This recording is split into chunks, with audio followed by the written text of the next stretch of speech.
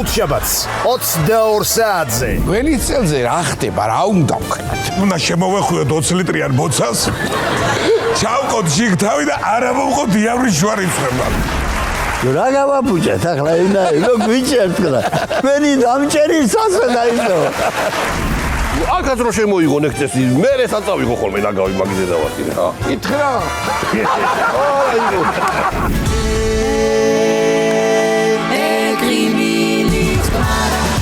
მანქანიდან მიმღეროდა, გავხედე ვინ მიმღერის, მიმკითხავე დოშაკალო. თაყლოსვაზე მაძრობს ჯიმა. წამწამებს და წარდებს.